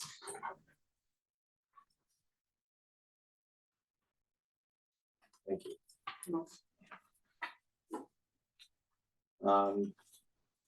Everybody else kind of touched on what I wanted to touch on. Is there any other councilors that have questions on public safety minus police, which we'll get to later? Never makes sense. Yeah. Wait till when. Yeah, it's only- All right, I think we're good. Thank you, Chief and Thank you. Assistant Chief for coming here tonight. All right, turn it over to you, Brian. All right, thank you, Chair. Let's move on to general government thanks, Chief. Move over to general government operations. This will cover town council, town manager's office, economic development, human resources and benefits, as well as your and our legal services. Town council, it's obviously you guys have a budget, largely paying for our clerks, town council. The proposed amount is $39,249, increase of $1,701. The primary increase is due to printing expenses. What page is the What, 89 to 91, sorry. We're gonna love it. Is it on there? You're on there. I will volunteer to get everything electronically. Oh, thank you. That takes a second. You know, Jacob, it is a very big bump. It is a big bump. So it's all just printing expenses? Yes, it is. Okay. It's the budget book and the budget flyer. we have cut the budget book down. Yeah. You know, and next year we're gonna cut it down even more. There's a lot of, Yolanda's done a great job. Yeah. In the transition here. I'm very happy, beyond what we expected. Very, very happy with what she's accomplished and where we're in the direction that we're heading. It's been refreshing to get a new set of eyes in there, and we're gonna look to revamp a lot of this budget process. Yeah. And the paper involved. So to be clear though, it's not that we're printing more things, it's just that costs have gone up. I would say that's accurate. We also are required by state statute to print the annual report, have a certain number of copies, so that comes out of your budget also. Okay, That's a significant that's a good chunk of it. printing job. Yeah. And all the mailers, you know, budget referendum mailers. Oh, that comes out of this line, okay. Yeah. Did you guys receive a new printer? Did we receive it? We Yeah. haven't. We do have a new printer. We don't love it, but yes. Does that make things more efficient? Cut costs or no? Well, I mean, we put this together. We didn't send me the book you have in front of you. Yeah, Thank you, Sarah Beth, for your hard work in putting those together. thank you, Sarah Beth. You're very welcome. So yes, It was a true. that's a part of that pleasure. cost. Yeah. Yeah, I mean, I guess. I would love to send that out, Right. but well, it's just not. if we can, we will. It's a joy having Sarah in my office putting these budget books Yeah. together for me too. How many staples? There's no staples. Oh, you There's use no both? staples. It's all in the binder. Oh, no, it's not. Oh, yeah. It's the 3-hole punch paper that's really a pleasure to work with, front and back. Don't know when I run into the office and Sarah, it's like, ah, she was missing a chart. I guess, I mean, if there's any opportunity to reduce our printing expenses, I think it's a good opportunity, but We're trying. We're paper trying. is going up and it's expensive and you gotta do all the mailers and things like that. It's gonna be tough to, manage. Paper is where we can. Come back. I agree with you. Yeah. Any other questions on our budget? So if we do, so we used to have this issue on planning and zoning, Yeah. right? Because they used to have to print large format drawings for all of us. Yeah. And we went to, they do that occasionally, but we went to, instead of having them for every commissioner, we share sets and then a lot of us work online. So if we are able to just work entirely electronically, I can email you and Yeah, we would love to ask you guys. like I. Do you not want this? You would rather have it I mean, electronic? this is my first time going through this, so this was a benefit to me to be able to sit physically with it. But I'm perfectly comfortable working electronically and I can email Sarah Beth and you can stop printing stuff for me. And that's fine, that's happened with past counselors, you Yep. know, who have said, Because I don't wanna I don't store want this at anything home printed. either, right? Like Right. I've got an entire cabinet of stuff in planning and zoning over Right. the years. I don't need more. we can't get away from it 100% Understood. because, you know, Understood. we are, by law, we have to provide copies for the public. Oh, You know, absolutely, absolutely. you can't get away from it altogether, Yeah. and some people are just paper, you know, hard Yeah, and copy some people people, can't, you know. like I have friends who have a hard time reading on the screen, so, Sure. but that's fine. I can. Sure, I'll but email anybody you. who doesn't want a copy, let me know. Yeah, I'll email you so it's on the record. Okay, Yeah, I would say me and Counselor Shay are pretty old school. I don't think we ever brought a computer. I'm old But if school. I can say, you know, actually this book, it is digital budget book. Right. And some of the charts I eliminated in this book just to save a paper. Mhm. I did save paper, Mhm. for book like 70 pages, but some of these charts, you can't see the numbers. The only way to see the data, you actually have to go online and click on digital book to see how it fluctuates and how the numbers goes. So the purpose of this, it's a digital, I'm sorry. Alex. Those are good. But just I wanna share this so you understand, and I actually put it a note on some charts, like you can't see it, you won't see it, you have to actually go online. I will say the website that the budget is posted on, it's not clunky, it works pretty well. Certainly worth exploring, although I definitely, I'd agree, there's some nice benefit to having it in paper and being able to mark it out and write on it. Any other questions on council budget? Move on, Mark. All right, great. Moving on to town manager's office, page 92 to 94 in your book. On the council form of government, you hire a town manager and staff. I work at your pleasure. I serve as the chief executive officer responsible for overseeing all the town's operations. My proposed budget this year is $346,057. That's an increase in $8,500 roughly, almost all in salary, except for $1,000 in rising costs due to the ClearGov software. That includes myself, Sarah Beth, and Megan, our grants person as well in that. I'm happy to take any questions.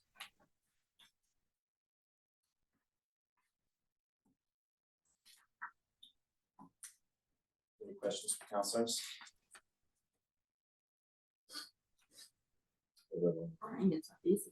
It's Gonna give it to Sarah Beth. Yeah. it's pretty close to trend. But it's- Any other thoughts, but I think. Good, We've seen some attrition here in their savings in years past. That's what any dip in that. okay. All right, moving on to the we're good? Yeah, you're good. Sorry, Chair. Moving on to the Economic Development Commission, it's a small one, 95.97. The cost there is $21.50. You know, there's some we don't want to give them, we want them to have some money to work with should they need anything. In the past, they spent money on clerks and advertising, but right now, we have $21.50 in there for the Economic Development Commission. Any questions? Very good. Okay, Human Resources Administration, Mike Wilkinson obviously is here, should we need it. Our Human Resources Department, which works under the Town Manager's Office, does a lot of things. You know, hires people, the typical things you would expect HR to do, but Mike also manages all of our insurances, all of our legal affairs, refuse and recycling, which is odd for Human Resources, but he does a great job, as you've seen. Benefits, he handles our FOI complaints, or FOI, I'm sorry, requests as well. And so budgeting into the HR, I have $149,563, an increase of $23.94 from last year's budget, payroll increase of $3,500 with a reduction of $1,000 in advertising expenses. Any questions?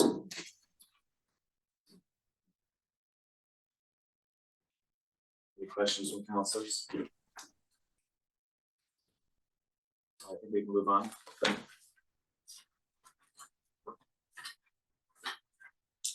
Okay, the next one, Human Resources and Benefits, the benefits section. So our E-CHIP, our health insurance, as we've gone over in great detail here. I have, based on the recommendation of our consultant from E-CHIP and working closely with Dr. Willett, who is the chair of E-CHIP, and Mike Wilkinson, I am proposing $2,661,638, an increase of $130,000. E-CHIP's health insurance rates are up 12.09% this year. An increase of, we also want you to note that there's an increase, likely increase in contributions coming to the Teamsters as their health plan and contractor up for negotiation. Is that built into this number as well? Yes. Councilors have any questions on HR benefits? I know we can do that. Dr. Willett isn't on, is he? Mike is, though, he has a really good grasp on this stuff. I don't have any questions at this time. Okay. We can move on. Legal services. As you know, we hire town attorneys here to serve also at the pleasure of council. The town attorney provides the town manager and other town officials with comprehensive advice regarding a range of legal topics. Typically, that's Rick Conti for most external affairs, and then for stuff with personnel and labor issues internally in the town, we have Pat McHale. As far as Rick Conti, we're budgeting $76,000, and Pat McHale $35,000 for each. I believe we've gone over with those, but found some savings in the state police budget in years past. So we are increasing it by $10,000 this year for on the Rick Conti side of things, as we have a lot of irons in the fire right now. For example, there's some zoning issues going on, including a current new appeal. They were obviously, Rick was very helpful with the electric blue, our sidewalks, and contaminated wells. Pat McHale is fantastic when we need him for personnel issues. I can tell you, Payne. Oh, I'm sorry.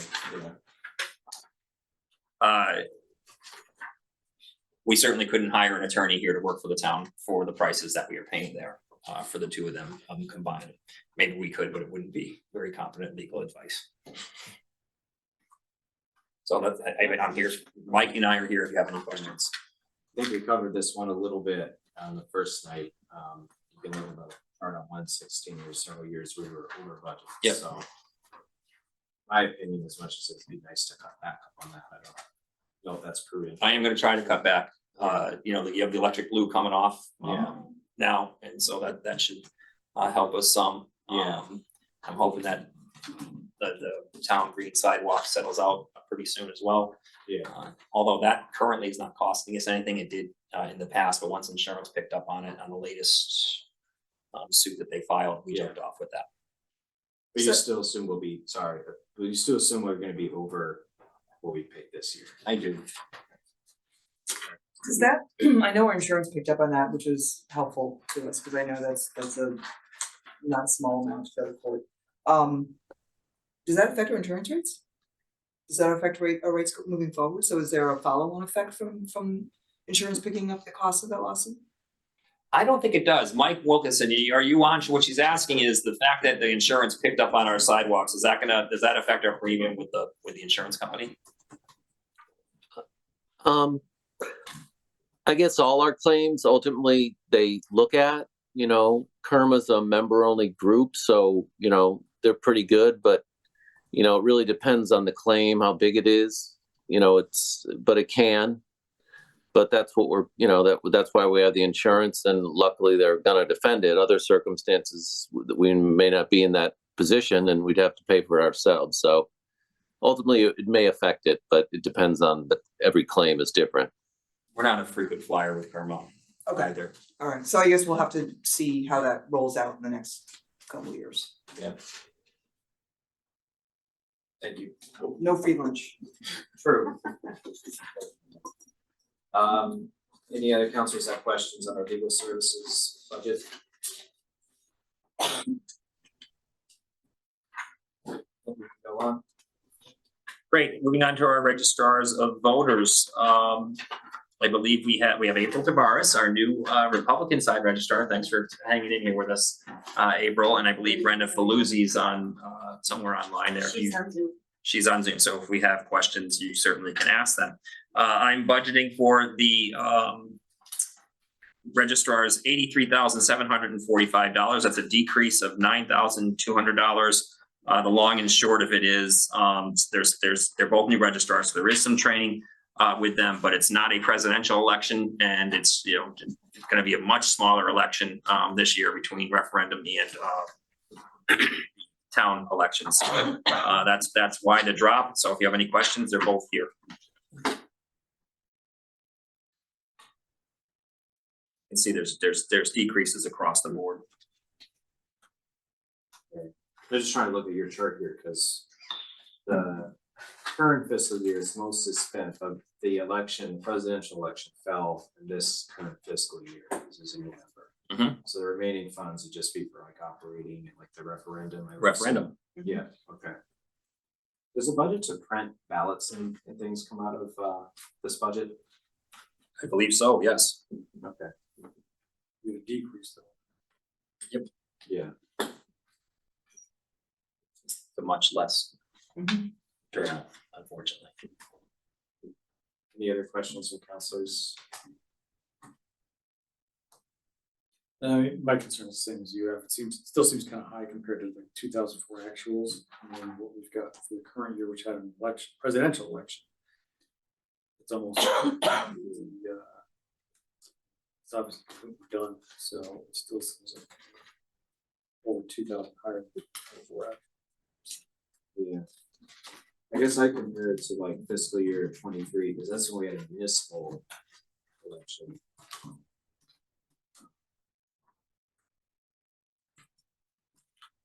Yeah. It was a bit higher than that. Early voting. Early voting.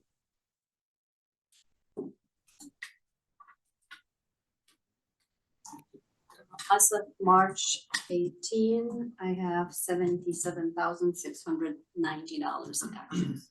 This is up about 5,000. Yep. We're looking at. Where does that cost incur, like, where does that cost begin for the early voting, like, how is that birthed? We pay for it? Is that what you're asking? Yeah, We pay for it. is there a benefit to the early voting? I'm not really sure, like, what's the reason? I'd say there's a lot of benefits to it, I would argue, for early voting. Especially for the older folks in town getting down here, everybody really, but I think we saw a benefit. I wish the state would give us some more money back. Brenda, I know Yes. Brenda's on there somewhere. Are you on, Brenda? Yes, I am. Can you hear me? Yeah, go ahead and. Okay. So at the presidential election, we saw over 50% of our voters participate early voting compared to coming in on election day. So there was obviously a desire to be there during the early voting. Early voting is not, or it is a requirement. We do not have a choice of not doing it. I can let you know that there is legislation currently that may reduce the time or the hours that we will be doing early voting. So we may see a decrease even more than what we have in this current budget, but we'll have to wait until June to see how that pans out. Thanks. Thank you. Are you good, Councilor Minute? Councilor Moran? Oh, yeah, I was just gonna make the point that we don't have the option not to do early voting at this point because of state law, but I think Brenda mentioned, sorry, I forgot to put my hand down. Thank you, Councilor Moran. Because of my association with elder relatives and stuff, I talked to a lot of older people who were really thankful because they were telling us, I can't stand in line on voting day. So see. for me to come Okay. down and be able to get in and get out in like a half an hour or less and not have to like wait in a line and, you know, spend a couple hours. Some of these people have physical issues that make it more difficult because if you, as we all know, when we sit on polls at election day, sometimes the lines get really long. So for that elder population, this was like a real boom. This was a real benefit to them. I think was very well received, the early voting Mhm. for the presidential. I don't know how it's going to be, you know, for just say the municipal election Right. coming November, how what the turnout will be, but definitely people, it was well received and I think that it's going to stay. Maybe not on the exact same terms that it is right now, but I don't think you'll see early voting being significantly decreased or eliminated.